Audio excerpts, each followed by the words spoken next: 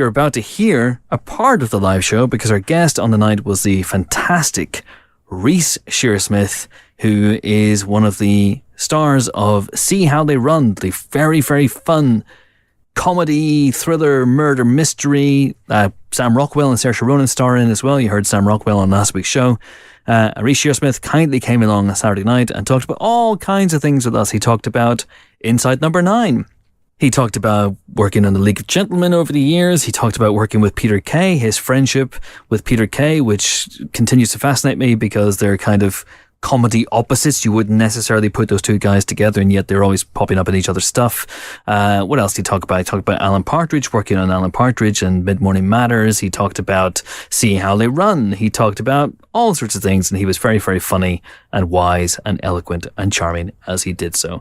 Ben and Helen were also on stage and chipped in every now and again with questions as well. So this is Christopher's and Ben's and Helen's guest is Reece Shearsmith. Do please enjoy. The more astute of you will have noticed 4 chairs. We haven't left one chair empty out of respect to James. No, this is for our guest because we're going to start by bringing on our guest. What do you mean, Chris? That's usually halfway through the show. What the fuck are you doing? Well, we're ripping up the rule book. That's what we're doing. But who is our guest? Let me just double check. Oh yeah, nice, good one. Yeah, it's good guest, yeah. He is a BAFTA-winning actor and writer and a gentleman who is part of my third favourite league, Premier and Champions being the top 2, obviously. And Justice, though. Justice? On the small screen, he has taken us to Royston Vasey. He has taken us to Psychophil. And he's taken us inside a whole shitload of number 9s. And on the big screen, he's been repeatedly terrorised by Ben Wheatley and can be seen this week in the tremendously fun all-star whodunit See How They Run. Will you please welcome the extraordinary Reece Shearsmith!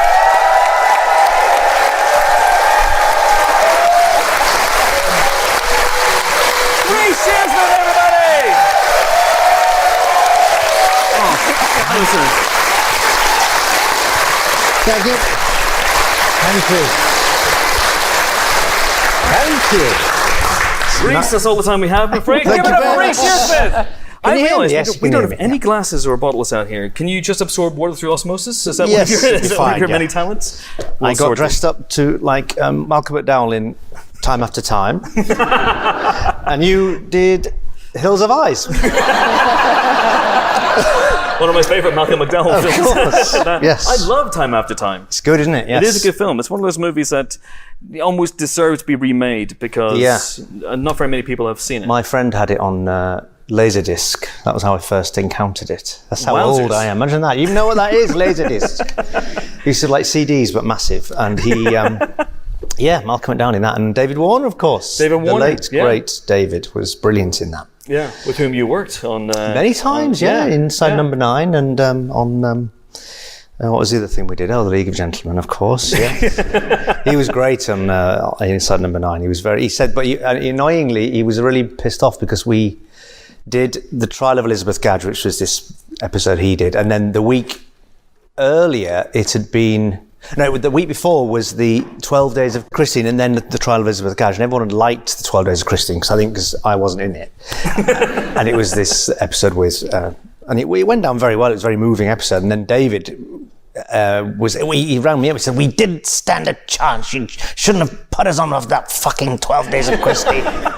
Because it was a funny one, and that one had been quite a moving one. But that's the nature of the anthology, isn't it? That's the nature of it. What you're going to get. Absolutely. I liked it whenever you were trying to remember something from your career and you went, oh, what was it? Oh, League of Gentlemen. That's right. Of course, but it was 25 years ago or something. True, but I guess now as well, just in terms of sheer volume as well, in terms of people you've worked with, Inside Number 9 must be supplanting League of Gentlemen. Whenever you're trying to remember, where did I work with that person? Oh, yeah. In my mind, yes, that's all I've done forever now. I don't remember my life before it because we've done it nearly 10. Next year, it'll be 10 years of Number 9. And we never in a million years, of course, thought it would go after 6. You know, you do one thing. Yeah. We went in the meeting thinking it would be a renewal of Psychoville. We had some ideas for Psychoville and they said, so what's next? And we were like, oh, fucking hell, they don't want it. So we were very shocked and then we thought on our feet, and I think was either me or Steve, we just said, Tales of the Unexpected type thing where it's a different story. Literally no idea. And Sake. I remember someone, she said, do you mean like sake? When we went, yes, that's right, we do. And we looked up what sake was. I thought it was a drink. Anyway, so yes, we came up with these 6 stories, and then we did them, and we've been doing them for nearly 10 years. They just keep renewing it. It's absolute hell. My life is a tyranny. Did this kind of make a rod for your own back? That's what it is. That's what it should be called. The level of originality you have to have. Yeah, I mean, the bar is. I think we've done some good ones, and the thing now is, what's the brilliant twist? And I hate it because there's 28 minutes of storytelling, that's the important thing, but it's not. It's just like, and so people watch it now just thinking immediately of what the twist can be. I saw one tweet. It said, I've seen the post of this week's episode. I think I've got the twist. It's like, for fuck's sake, just think about that. Anyway, so that's why I have high blood pressure. Good. Doing the live show will help with that. I think, yeah, always good. So obviously we're here to talk about See How They Run, but where is number 9 at the moment? Where are you and Steve? We start filming again, Series 8, in about 2 weeks, 3 weeks. Wow. So we're in the middle of pre-production, so we start right through to the end of November. So have you had your various fittings? Yes, actually I've got my wig fittings on Tuesday next week, but I've had all the costumes and all the various bits and pieces, so I think they're good. I think we've done it again, 6. Well, we're happy with them. All we can do is try to ignore what we read and try, obviously, clearly I don't, and write some new good stories. And that's all it's about, really. So we've got a really good cast again, of people that want to do it. So it should be exciting. And we're filming it in Manchester. It's going to be like going back up north and filming the League. For monetary reasons, we are going up north, I think, to get some more money for the production. And so we've not done that before, but it'd be exciting. I'm thrilled. I'm trying to learn lines. I should be at home learning lines. We can run lines with you if you want. No, you can't. That's the mad thing about it. I write it with Steve, and then when we finally get to the stage of learning it, it's like 6 scripts, nothing to do with me. It's like, who wrote this shit? I have no memory of writing. It's like not like it's all in my head because it came out of my head. That's such a terrible thing, because you like to think it was an easy process to think, well, just written it, so it's just there out on the tip of my tongue, but it's really not. But once you write it, then it's out of your head, so it's on the paper. And you don't have to worry about it anymore. Exactly. Yeah, it's difficult to do, but it's the least. It's literally the least I can do to learn the lines. I mean, now you've done so many series of it. When you're coming in, because the episodes are so clever and they're so, as you say, there's the twist, but there's also the wider conceptual ideas. Is that a muscle that kind of reactivates? Do you have to really work at those ideas now, or do they just kind of come to you here and there, and you have a big Inside Number 9 notebook? We do have lots of things scribbled down that are half ideas, because, it's a great palette to think we could just go could that our lives are spent looking at people in shops and going, could that be a number 9? or something, some situation, and a live podcast at 9 o'clock? Possibly, what could go wrong? But no glasses. Please don't. Yes. But we do. It's getting harder, of course, because we've done 43 now with the Halloween special, so it's got more and more increasingly for ourselves to think we've sort of done that already to great effect in that one. So it's just sort of hard to think, could we smuggle in the same nuts and bolts of a conceit but it's hidden in a different story. But we've got some good ones up our sleeve that we feel like we haven't done before. I mean, character-wise, we've done I've only got 3 characters anyway. Angry, tired. That's just crept up over the last few years. And, I don't know. And Pam Duve, Should do a Pam Duve one. That would be good. I would be absolutely there. I'd be hammering on the door of the set going, let me in, please. I've got some orange juice. There was a final sketch for Pam Duve that we never did in the League, where she'd made it. She was in, at the Oscars. And there was it was like Meryl Streep and Kathy Bates, Pam Duve, and Jessica Lange or someone. And then it was like, and the winner is, and they were showing clips of the episodes, and it cut to her bit. and she'd won it. She won the Oscar. But please, you guys take over because I'm just going to be laughing for the next 10 minutes. I love Pam Poop so much. I'm bordering on the unhealthy, that obsession actually. But yeah, I mean, so in terms of recruitment, because you've worked with pretty much, if you're a British actor at the moment, you've either done a Harry Potter or an Inside Number 9 over the last 15 years. I never did a Harry Potter. That annoyed me. Those motherfuckers. What's going on with that? I remember we all got availability checked and it never got any further. It was slightly annoying. But a lot of people did do it and got cut, didn't they? So I was very pleased. Rick Mail got cut. Rick Mail got cut. Yeah. John Cleese? Yes. Cleese got cut, didn't he? Yeah. Cleese got cut, yeah. So I took some solace in that. Good company. That's good company. But yes, we have a lot of people want to do number 9 now, and it's sort of the reputation of it precedes it. And also, it isn't just that it's good; it's handy. It's like a week's work, and they can fit it in. So I think that's why they all say yes. But yeah, we've got some good guest stars, and most people we ask, because you can't audition them, and they're all very big names, and you've got to just say, "Can you do it?" and "Will you do it?" and hope that they get it right. We've never had anyone come in and we've gone, "Oh God, it's not at all like we imagined they would do it." I mean, actually, weirdly, there was in League when we first did, we had David Warner. He didn't do it like David Warner. It was like, we want to do it like David Warner. And he was David Warner. I don't know what he was doing. I think he was trying, finally, after 25 years, trying something different. No, don't. We want you as David Warner. Time bandits, David Warner. No, it makes any difference now. Oh, fucking hell, don't. Not an hour thing. Anyway. But so my point is, in terms of See How They Run, which is this incredible cast, do you go around recruiting on the sly? Oh, well, sometimes I do. I've heard that people like it, and so I eventually bring it up and say, have you heard of this? Sam Rockwell started watching League, and he was coming back increasingly afraid of me. Every day, I watched some more of that, and I was like, "Oh right, did you like it?" Yes, sir. I could tell he was backing away, but I think he did like it. He liked he was intrigued by the cross-dressing. I think he thought it was very Python-like and wacky. But we do try to just sort of sound people out whether they're interested. People say they're interested, and then they say, "Oh, I'll do anything. I'll make the sandwiches." And you give them a part, and they go, "Thought there'd be more. Thought there'd be more. It's not for me." So they want massive parts. But of course, me and Steve do all those. Yeah. It's got to be a cameo. And know your place. If I can't be the main one in it, then what the fuck am I? What's it? I've seen Reece. I haven't seen them. Oh, I love that number. It'd be much better if them two weren't in it. Imagine that. Who wrote that? Oh, some fucker. I'm going to track him down. I apologise profusely. If you didn't mean it. It was just a rash reaction. I knew it was you. Yes, but imagine that, meeting that. It would be much better if those two weren't in it.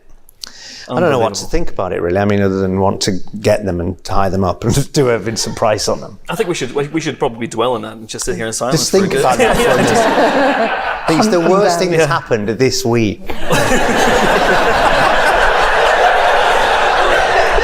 For me, anyway. So, See How They Run's fun, isn't it?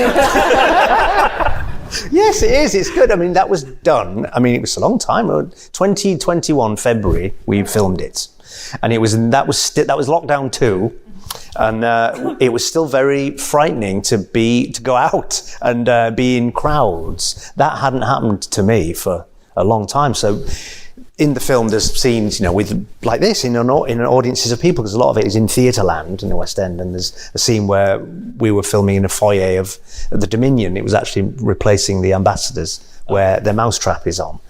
So it was hundreds of extras, all tested, but it was like, right, masks off, everybody, and it was like, we were all terrified wandering through these masses of people, and you just hoped it would be all right, but we'd all become completely paranoid and terrified that you would never come back. So it was a real ray of hope to be filming anything at that point. Although I had in 2020 of the summer of the height of it, me and Ben Wheatley went and did In the Earth. Yes. So that was another mad experience. But it was great. In terms of shooting experiences, I can't imagine anything potentially more different than In the Earth, scrabbling around in tents, foot injuries, versus see how they run. London theatres. Yeah. Lots of nice Party kind clothes. of luxury costumes. It was very chalk and cheese. It was completely different. I mean, when that film was filmed in 12 days, it was like something ridiculous for 2 weeks. That's Ben's luxury always for- amazing though. He's always like, well, it's not Spider-Man. It's not the Meg 2. Not the Meg 2, which he's now doing. And I don't think, why am I not in fucking Meg 2?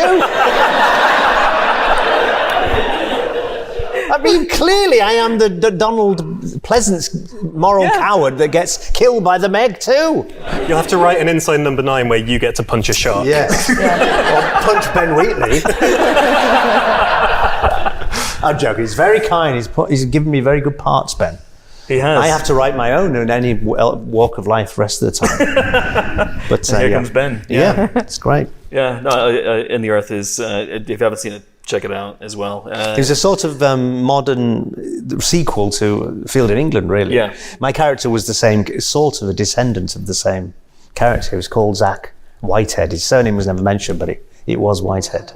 Yeah, it's interesting. But yeah, See How They Run is great fun. It was lovely to be part of an ensemble like that of great actors. And obviously I knew I had scenes with Sam Rockwell and Adrian Brody and these people that you've only seen in the screen. I felt like I'd won a competition. It was great. And you were playing a real person. I was, weirdly, yes. It was. Some characters in it are, I mean, very loosely. They're not, I didn't do the things. Although, weirdly, actually, yes, I played John Wolfe, who was the producer of The African Queen and Oliver. Yeah. And actually, in a strange, serendipitous turn of events, he ended up being the head producer of Anglia TV's Tales of the Unexpected. Hey. So from one showrunner of an anthology Full circle. to me. And yeah, that was an interesting thing that I found out later on, actually, yeah. But so John Wolfe tried for many years, I think, to get the rights to film The Mousetrap, the fabled play in the West End that was running and running. But of course, because of this clause that the Queen of Crime put in that states that you could start a film after 6 months after the play finishes. And it's been on for 75 years. So he never got to do it. And that's sort of my trajectory in the film, that I want this film of this play, and it's never stopping. And so murder ensues, yeah. It's good, it's great fun. It's a big old juggernaut, The Mousetrap. I interviewed Sam Rockwell for the podcast last week. Yeah. And he says he's never seen The Mousetrap. Right. Yeah. And I don't know anyone, apart from Helen, who goes to every play. I don't know anyone who's actually gone to The Mousetrap. So I'm wondering, how the fuck is it still going, obviously? But have you... I've seen it, yeah. I knew someone in it, so I went a couple of times. I know. It's, what it is now is strange. I mean, it's not like a play anymore, because that building that it's in, it's like some sort of museum piece, isn't it? Theatres really? Are meant to be productions, and they come and go, and they're on for a certain amount of time. And it's a theatre house, and it houses productions and plays, but this is just on there all the time. There's a very famous, funny story about a woman that was, for many years, I think she started out as a teen and ended up being one of the old people in it, understudy of the people in The Mousetrap. And she was never on. Everyone was obviously consummate professionals, never needed, but always has to be in the building. And finally, the day came when someone was ill. Margaret? Yes, she's just knitting. You're on. Tonight you're on. Phyllis is off, you've got to be... Oh! Right, yes. Yeah, okay, good, great. Left the building, never came back. Apparently true then, saw her again. I'm going to go and, get a glass of Coke. Never came back. No. But I think that's a true story, yeah. But I hope it is. It's a good story, isn't it, yeah. Yes, The Mousetrap is fun. I went to Edinburgh Festival this year, and I went and took my kids who've not seen The Mousetrap, and I was planning to take them to see it. And we went to this show, and within a minute, the fucker said who did it in The Mousetrap. No. Out the blue, just in his monologue, I went, oh, I was so angry. I thought, this has not been worth ruining The Mousetrap. And they both went and looked at me, and I was really upset. So I don't know what to do about it. I can't So is that process another person going on your list of revenge? Yes. It's another one when I go around doing my Dr. Fibes and get everyone back. There's plenty of people. It's going to take years. of different contraptions. Some kind of kill list? Maybe call Ben Possibly, Whitby yes, about that. That sounds like a good idea. Some little spiraling creature on a bike saying he wants to play a game. I'll We do watched that. Theatre of Blood recently, and again, another film that could be remade nicely. And I think you've just put yourself up for the lead. I would, I'm Lionheart in real life. Yeah. Yes, I'd love to do that. I screened that and so many people haven't seen it. And let me just ask here, how many people have seen Theatre of Blood? What? It's astonishing for a podcast. There's a group up there that clearly went There's together. a few people. No one else has seen it. I mean, it is 1976. You know what, as well? The other interesting thing, well, it's not for you lot because you haven't fucking seen it. It's a great cast of British character actors. Oh my God, yeah. Filled off, they play a critics' circle that have been horrible to this one actor, Vincent Price, for many years and never liked him. So he gets them all and kills them all in Shakespearean deaths. And it's absolutely brilliant. You should all go home now and watch it. But the character, the lead head critic of the Critics Circle is played by Ian Hendry in the film, but originally offered and turned it down David Warner. Oh. And he would have literally been, I mean, Ian Hendry is brilliant in it, but David then was the Hamlet of his generation. It would have been perfect because the whole thing is about this grand old actor that never does anything else but Shakespeare. And the younger generation coming through, and David was it at that time. It would have been perfect. I wish I could go back in the time machine that he had in Time After Time and make him do. I can see him now in Henry's polo neck. Yes, of course you can. Lovely with the hair, and yeah. it would have been tremendous. Yes, I know. One of the things I've wanted to ask you about, because I've interviewed Reece a number of times over the years, is Peter Kay, because you guys, you crop up in his stuff all the time. Yes. If I'm ever down in the dumps, there's a couple of things I always watch to cheer myself back up again. One, I'm not just saying it because Reece is here, is Pamela Doob's first appearance on The League of Gentlemen is incredible.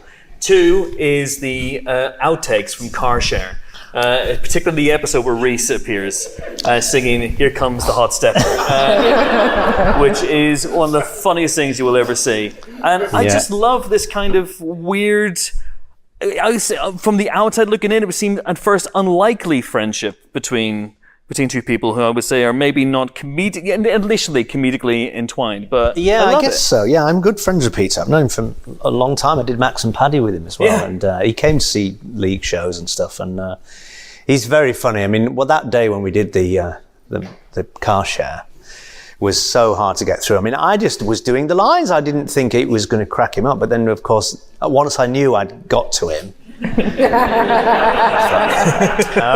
right. So I just sort of made it worse and worse. I can't even remember what I was saying now. But he was crying with laughter, and he's devilish because it's all on his terms. He gets cross if you laugh. All right, okay. But he's all right if he can do it. Because obviously it's his thing, so you just sort of go along with what happens. But him and Coogan both very gigglers. You know, when I did Partridge Mid-Morning Matters as well with Steve, and he's also I made him laugh a lot. I was making him laugh in the middle of the takes. I started telling him about how I didn't do it, but I saw someone do it when I was at school. They threw paracetamols to pigeons. They ate them, and they flew in the air, and they died and came down again. Stomachs exploded. So he was in the middle of trying to do Partridge, and he had this image of these exploding pigeon stomachs. It's cruel. I'm not advocating it, but I'm just telling you as it happened. I'm making no judgment about it. You probably shouldn't do it. I've thought about it and I've thought about it. You probably shouldn't do it. How tightly scripted was Mid-Morning Matters? Well, a bit like Witchfinder, which I also did with the Gibbon brothers. It is scripted, but Steve will go until he's happy with how he's got it. So you've sort of got to go with him being happy and then passing it over to you at some point, and you just sat waiting like, are you ready now? So, and he's got sort of a brilliant mind where he'll take what they've done and he's so sort of frustrated that he'll get a laugh once and then it's already sort of used up, that he feels like it's not funny anymore. So it has to be funnier. And that's how it becomes this brilliant thing. But he was good with. I really enjoyed doing that. I was quite nervous to sort of go in the room and see him. As quite amazing to see him as Partridge. It's like seeing Faulty or someone. So iconic. But he was great. But Peter's thing is always, it's great fun to work with Peter. And he loves our dark comedy. It's not what he does, of course, but he's in the movie, isn't he? He is, with Simon Pegg, just a very short bit where they're both sort of in another room. Simon's got his bum sticking out between the wall and the scroll is in his arse cheeks. That's the level that we used to operate at. I'm not proud of it. We'll do things differently now. Anyway. Well, we'll see. We'll wait for season 8. Inside number 9. Can you believe they used to cross over with crosswords in The Guardian? Now look where we are. I know. Scrolls up the arse cheeks. Unbelievable. It's the one laugh, isn't it? Yeah, very much. And what else? What's next for you apart from more number 9? More number 9. I just did, excitingly, and it's a brilliant script, Emerald Fennell, who wrote Promising Young Woman. I did a part in her new film, Saltburn, which is really good. I read it. I read a lot of scripts, and generally I'm just wading through them because they're all shit, and mine are the best ones.